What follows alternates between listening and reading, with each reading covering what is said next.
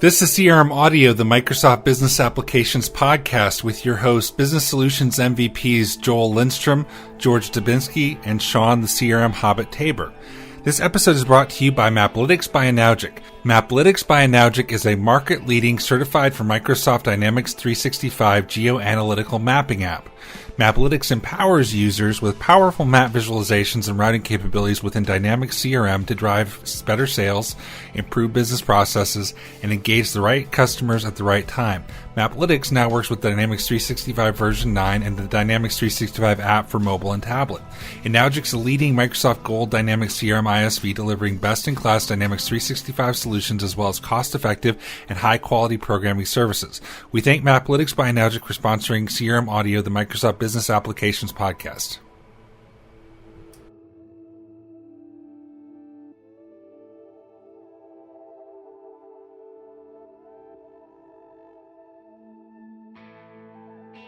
Welcome to CRM Audio. This is big episode 100, triple digits for us. We're at the big time.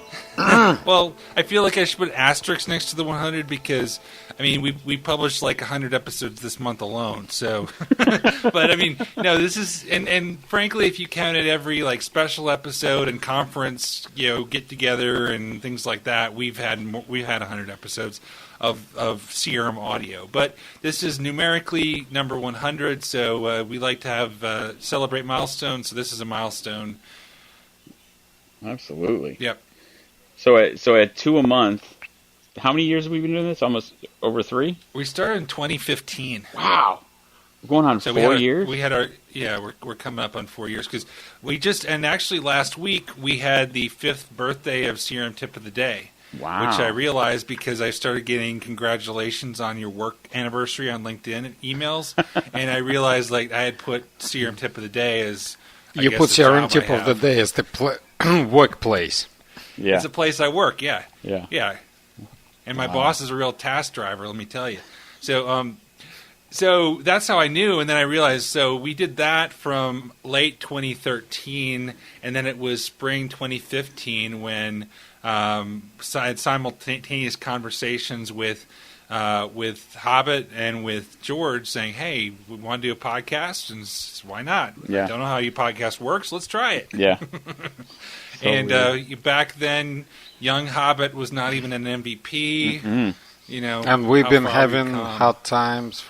People were giving us hard time about the poor microphone quality all the time. I think they still do. They always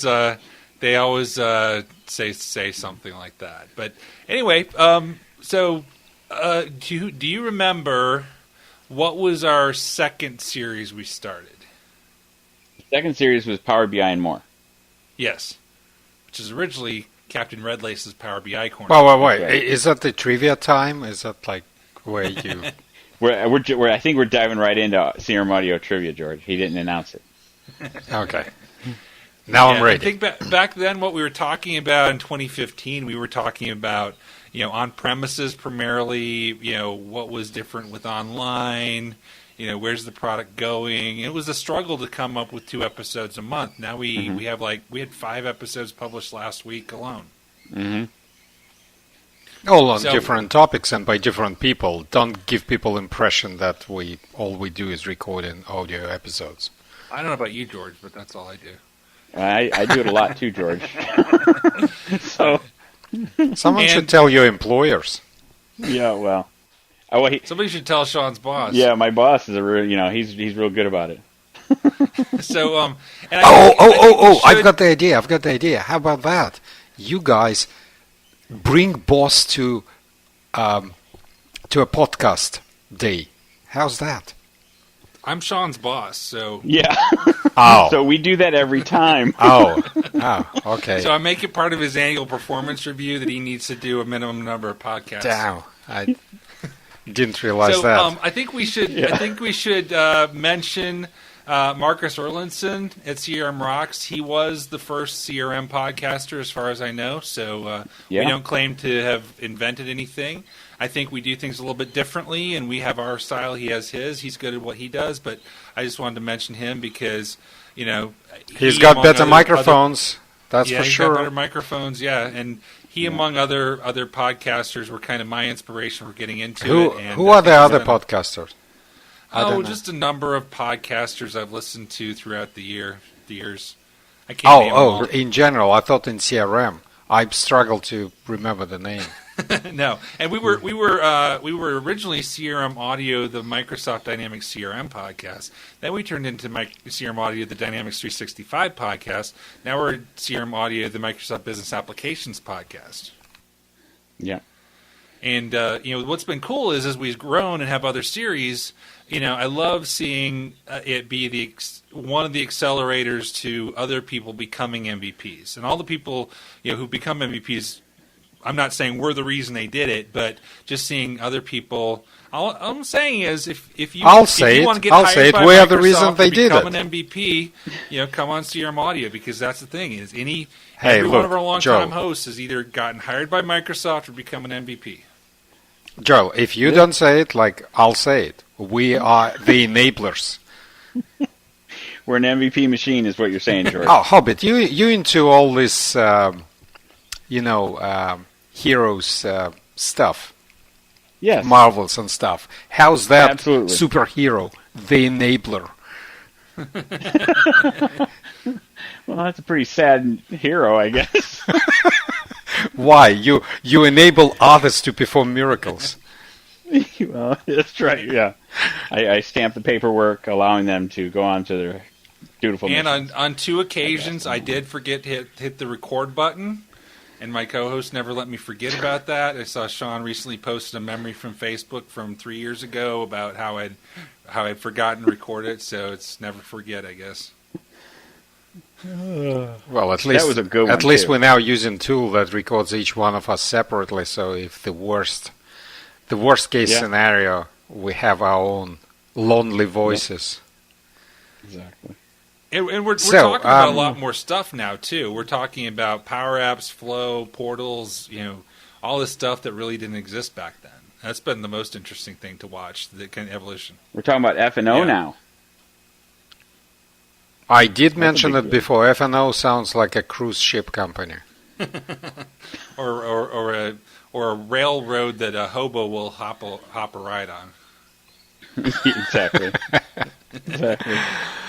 All right, so come here, children. We'll have lots of fun. Well, this is fun, and so thanks for doing this for all these years, and I don't want to stop. So let's keep going.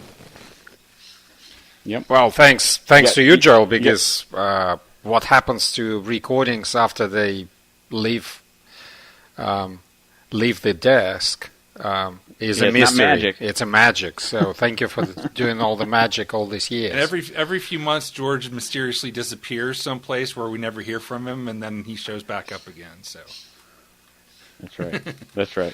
All right. So we do have some news since our last episode. The October update to the Power Platform, humongous, and everything from 9.1 on the Dynamics side to a bevy of new features in Power Apps and Flow.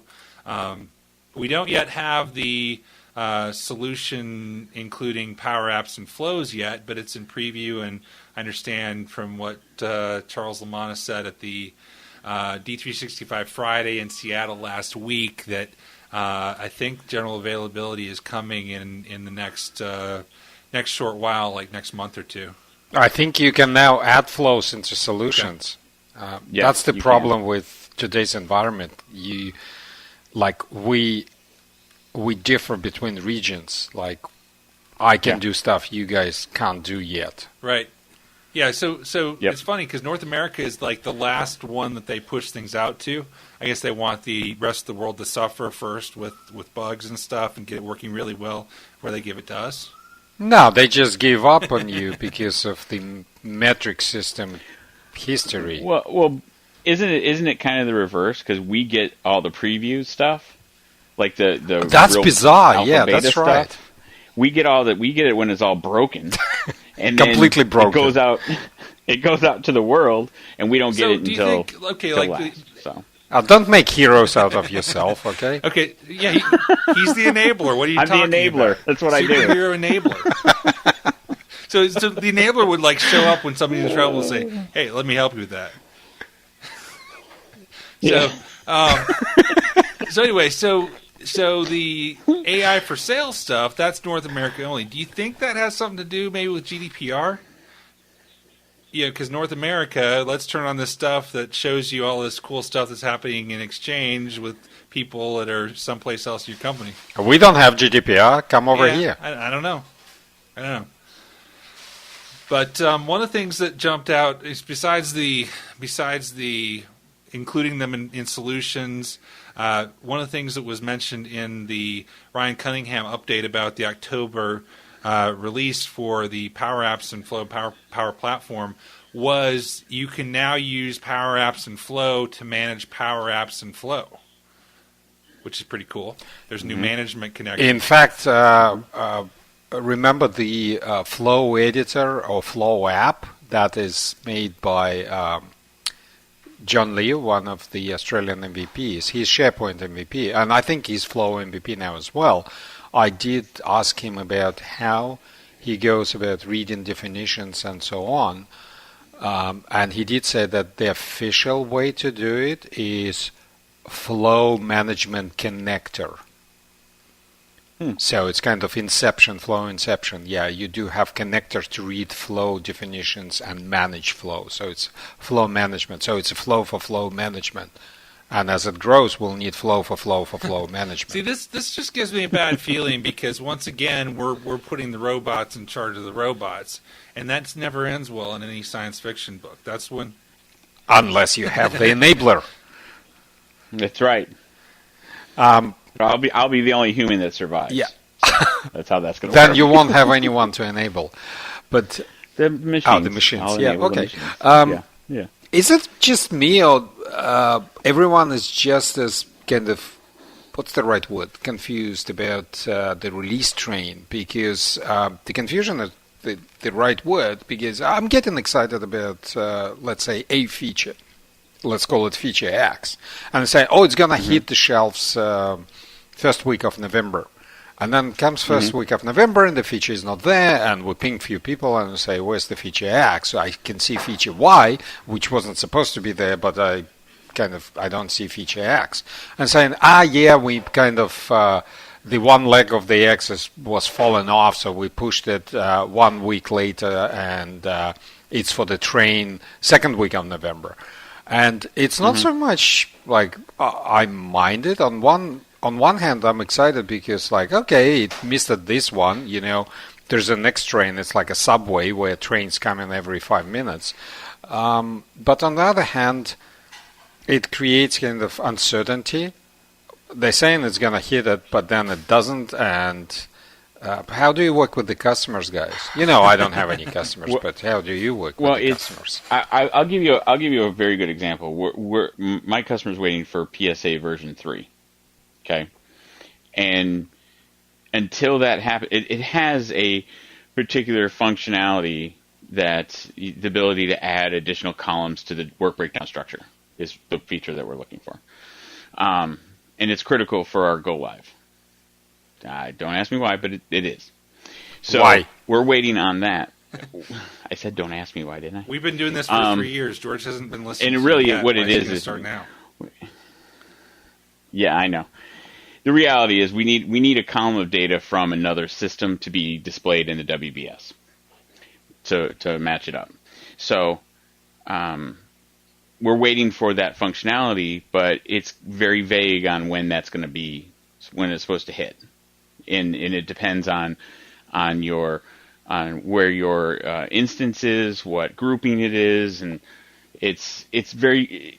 I'm excited as you are about all these new features coming out and deploying in the phased manner that they are, but it is very difficult. Yeah, I would agree with that. Plan around. And this goes back to my tip of the day: beware of pets, which was beware of this pet feature that the deployment succeeds or fails based on this one favorite feature I have, especially if it's a new feature, because what happens is if we say we can't go live unless we have X and it's working perfectly and it's a new feature, then there's a risk there that we don't have that. Whereas if we look at it differently, like we want to use this, but we need to test it, and we have a contingency plan, in case it's not ready or doesn't work, then that works well. But I always cringe if I hear, see something that's a brand new feature that's in the gotta have for day one list. Look, the way features are coming out, let's say you have to have a contingency plan for what if the feature does get released. Right. And then you have a contingency plan. So my advice would be don't plan for those features. At least don't plan success of the project based on those features. But have a plan if it does come along. So it's an extra icing on a cake if it does come along. Well, but with apps like PSA, it's not the most flexible application in the platform, right? So we don't have a lot of options outside of waiting for this new capability, right?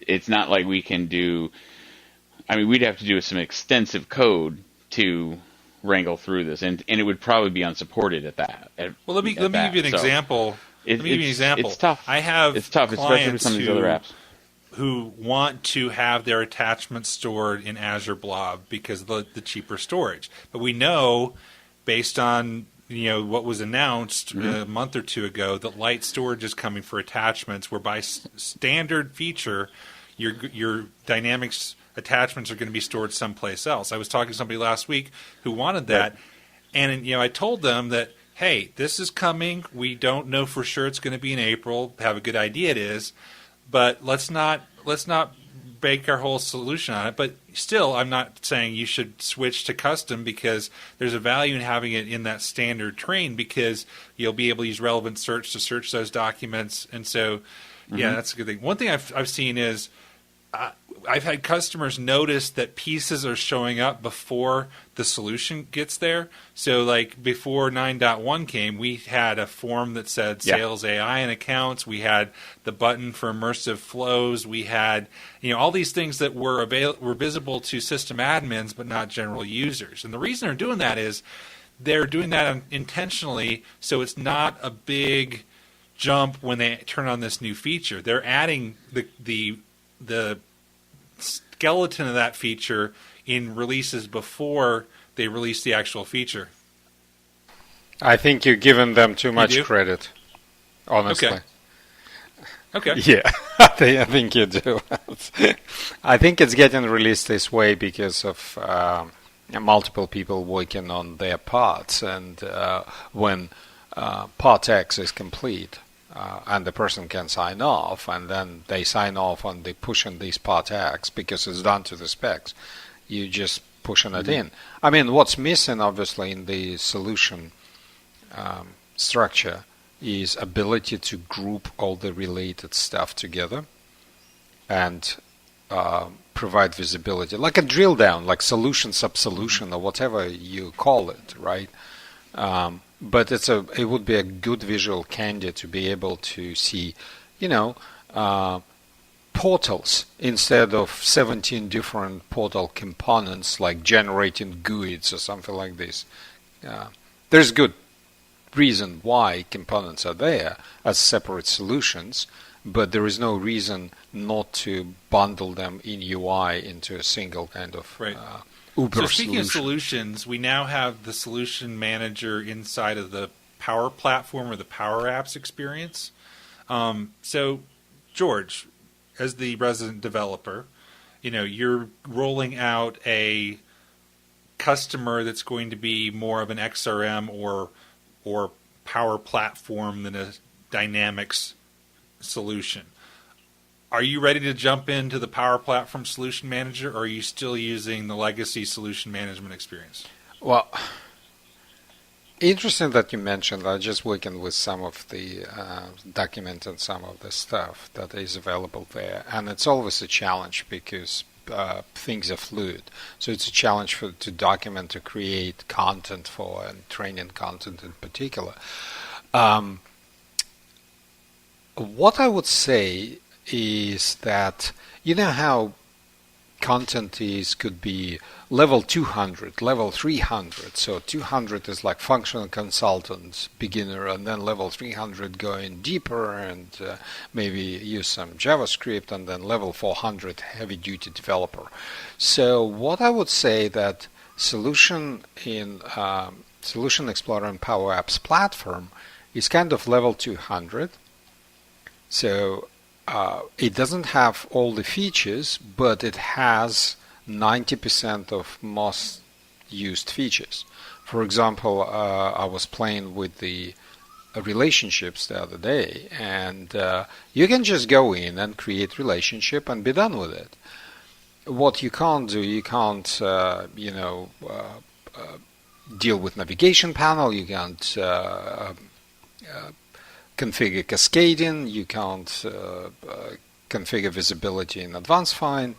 But those are features that are kind of 10% of people use them, and you still have to go back to classic Solution Explorer. Where it kind of leaks, this level 200, is where if you want to create a relationship by creating a lookup attribute, you can't do it in the new experience yet, except if you want to create a customer, because customer is a new data type that shows up. That I find a bit confusing, but you can't create a customer relationship using a relationship. You have to start with an attribute.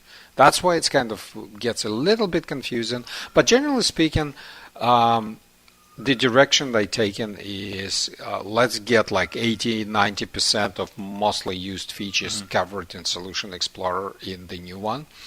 And then when you need kind of this 10-20%, you go back to classic experience, and this 10-20% over the time will shrink and become like 5% and then 0% at some point in time.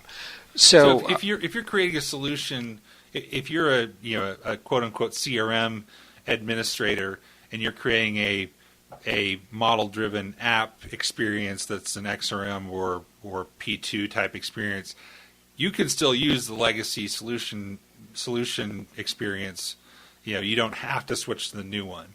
I can imagine for somebody new starting that isn't coming from a CRM perspective, it might be more intuitive or easier to start from the new experience because it's more modern, doesn't have the jarring mixed UIs like we have. Well, and it's also true to in the new areas where you need to go, from 100% coverage to some uncharted territory like bundling Power App, Canvas app within the solution. The old Solution Explorer doesn't understand this concept. It probably never will. So to do those bits, you would switch on to the new one. So it's kind of, it's turbulent times. So to that point, how, if you have an existing implementation and you're working with a customer, how do you get the admin team from your customer to embrace these new pathways? So if you're needing to do an additional release and want to use the new functionality in the new model, in the new Explorer, getting them to understand and appreciate and go with that way sometimes can be very challenging, especially if they have a very strict kind of change management process in place, right? It could take a significant amount of time to make a change of that even as minor as it may seem to us. It could take a significant movement on the customer side to make that kind of change. Yeah, but that's where these new bits are coming in, because once you start bringing in, let's say you have a project and you decided to bring a Canvas app, your admins won't have any choice but to switch to the new experience because they won't be able to bundle it within the old experience. So what you do, and then you Monday morning, you call a meeting and say, hey, listen, guys, this is what you're doing. Or you're all fired. Yeah, okay. But I mean, do you then start saying, okay, we're going full on to the new experience, and we're not looking back at the old Solution Explorer? Well, when coverage is 100%, perhaps, but until then, that's my point. Right, that's my point. So do you delay making those investments into new functionality, like being able to embed a Canvas app, until you have that full look? Since when lack of tooling was an impediment to project deployment? If that was the case, no one would develop for Dynamics because the dev tools are stuck in Visual Studio 2012. Yeah, what I would do is I would say, probably if you're mid-project, stay with what you're doing, but be having conversations with them of where we're going, and just let them know, hey, this is where we're going, and what we envision is when we are done with this phase or talking about ongoing, this is where we're going to transition to. Here's the benefits. Here's what's not there. Based on, and if their customization, you could say, hey, based on the solutions we're building, this is ready for you. And I think the wrong answer is I'm going to put my head in the sand or put fingers in the air or whatever metaphor you want to use and say this doesn't exist. Right. But be honest. But you don't want to necessarily say you got to change everything midstream. You walk in the Monday morning into the meeting and you say, "I'm the enabler." There's our title. I put my fists at my sides. So let's see what else we had. We had the October update for Dynamics 365 for marketing, which I am hearing more positive stuff about D365 for marketing than I expected I would be at this point. A lot of it has to do with they fixed the licensing, and it can market to accounts now. I think fixed is overstatement. Made it better. But can I say made it better? Tweaked. Yeah. Okay. Yes, you can. They made it better, and what they changed is instead of which wasn't hard. it couldn't get any worse. It used to be any contact in your database, even if it was a dead soul. Which, by the way, George, the tip we had about dead souls, meaning users that aren't linked to AD, Andrew Butenko had to explain to one of my colleagues what, from the Ukrainian standpoint, dead souls meant. I thought that was fun.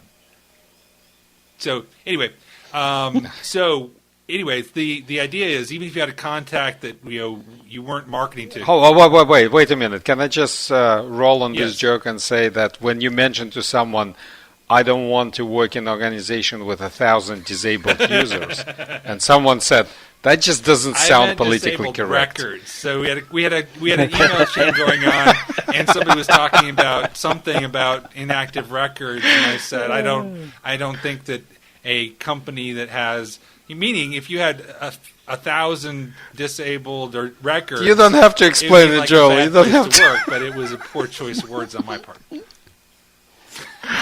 Well, you can blame Microsoft, right? Yeah, that's right. It's enabled. That's right. So anyway, where was I going with this? Oh, marketing would charge you based on the total number of contacts, whether you would market to them or not. Now it looks at the number of contacts included in a marketing event in the last 12 months, which is much better because most companies don't market every contact they have. So, which is interesting now that we have account-based marketing and you can do lists of accounts. Realistically, if I never send to a contact, I could have the lowest tier of contact count and market to a good number of accounts, from what I understand. One. Is that this licensing that's a new team member license kind of thing? When you have 2 contacts in your database and you say, I only market to that, and then you have like 20,000 accounts that you send. Yes, every contact is now an account. Yes. And you also have reusable content blocks, which is nice. So you can have a library of content and remix it in different emails. Can you use them outside of the marketing? I don't think so. What? It's basically a library of content blocks. I don't know. Sorry, I that meant much like with it. the components that used to create those content, like Reach Editor and things like that. Can you use them outside of marketing? I don't know. I don't know if that's Because the intent not. was like the Reach text editor would come as email editor at some point, right? Well, have you used the email editor inside Unified Interface? It's got. I don't It's send got emails HTML. It's through got Unified Interface. Yeah, go to the like the customer service hub and check out the email. It's very nice. It's formatted text. Mm-hmm. It's got HTML. You could edit the HTML of the message. It's really nice. Yep, same with the new KB article authoring tool. Same stuff. And the pin drops, knowledge base. Indeed. So, Indeed. shall we talk about how come you had an episode about workflow performance, and considering all the tip war we had about the workflow back 4 years ago, or whatever it was, right? You left me out of it. I included a link in there to all the tips we had. Oh, about. thank you. So next time we talk about you, Joel, I'll include link to your LinkedIn profile. George, let's get that scheduled. Okay, so here's the real reason, George. It's that Stephen Smith now works for Hitachi and sits in the office next door to mine. And so during lunch we say, "Hey, let's do a podcast." Oh, but it's 2:00 in the morning, George's time. You never know if I'm up. All right. Well, if you want to be included on the next performance episode, that would be awesome. And the point of that episode is you can't have one answer. We've adopted, George. I've totally adopted your use common sense mantra here. George's new motto for developers and configurators and makers is use common sense. It's a methodology. Mm-hmm. It's not a motto. Right. It's UCS. And the people that see things black and white, like you always have to use this one tool or you should never use this tool, are short-sighted. 10 tools you should never use. Yeah, exactly. So every tool is neither good or bad. It's agnostic. It's just not for every situation. Marketing lists. If you try and create a marketing list with 500,000 people, it will die. And you won't be able to do anything with it. If you get 1 million contacts in a marketing list, you can't send it to Click Dimensions because it will die. It'll time out. But it doesn't mean marketing lists should be thrown out. Sounds like someone knows what he's talking about. So, and it's also a matter of scale too. You know, the answer for a 30,000 user company is different than a 5-person company. Mm-hmm. And expected. For sure. Although some of the biggest databases I've seen have been from very small user counts that were using the system in vastly inappropriate ways. It's not about about using in an inappropriate way. It's about I think the reality is that per capita, so to speak, smaller companies tend to produce much higher volume of data because there is less goodness to share, if you know what I mean. So if I produce some volume of business data, I can only share it, let's say, with 5 users, right? But if I share it with 500 users, average per user consumption of data getting reduced. So this kind of feels natural that smaller companies, even abuse aside, I know what you're talking about when people did abuse Dynamics because of the cheap storage. These cases aside, still per user, smaller companies tend to produce more content. The emails aside, if you don't store like emails like mad in Dynamics and attachments, this aside, the activities aside, average volume of data is probably lower in larger companies per user. And that's because they have processes and procedures as well that as are formalized and reducing the volume of data and kind of archiving and auditing and all the sort of processes in place that with the objective of minimizing the volume of garbage data. Yes, and that too. Yeah, and big companies are usually ones to have more formalized document management and retention policies, where small companies going to be more to dump everything into attachments. Oh, speaking of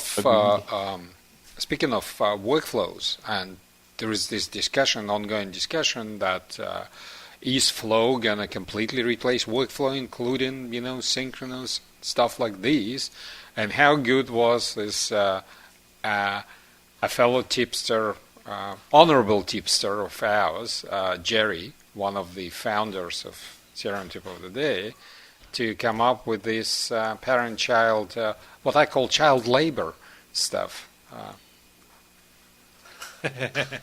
Well, I'll tell you that I had a conversation with Jerry at the D365 Friday, and I'm not taking credit for his post. He found out how to do it, but I was asking several people this question: can you do this scenario?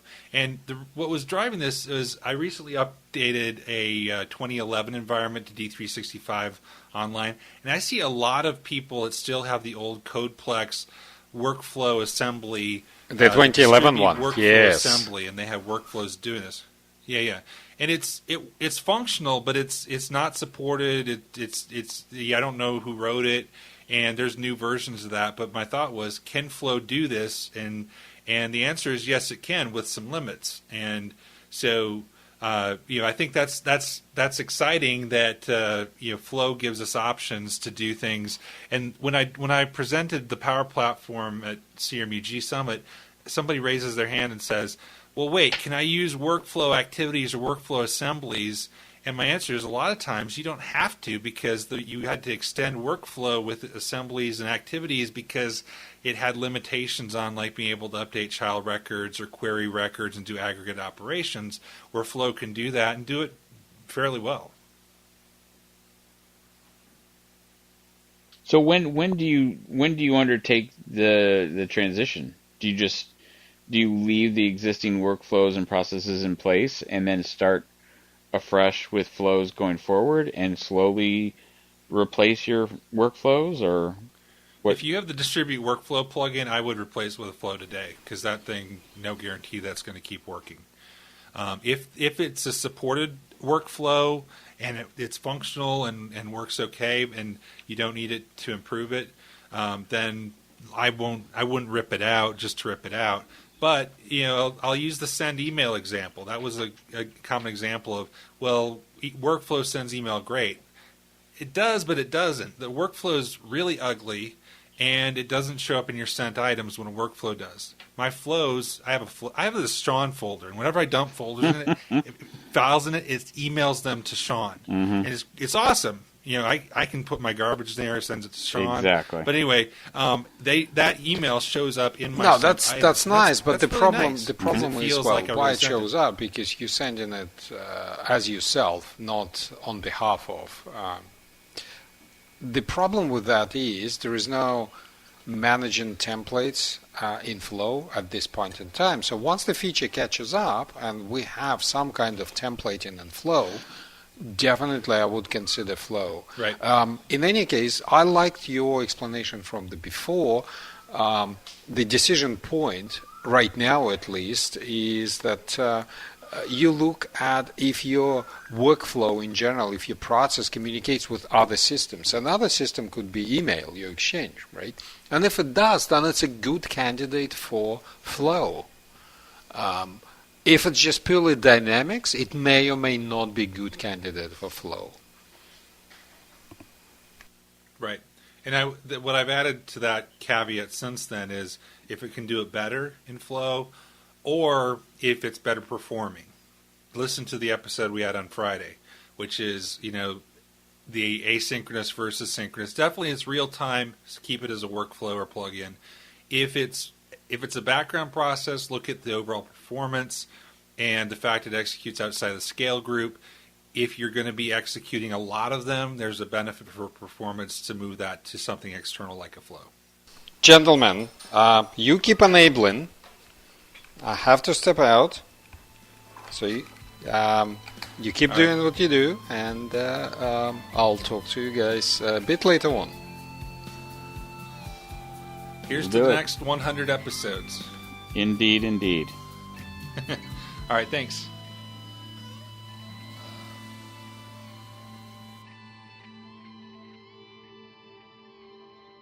This has been CRM Audio, the Dynamics 365 podcast. Send us your feedback at voice@crm.audio. Check out our other shows at crm.audio or subscribe on iTunes, Google Play, Spotify, Stitcher, TuneIn, and any place else podcasts are offered.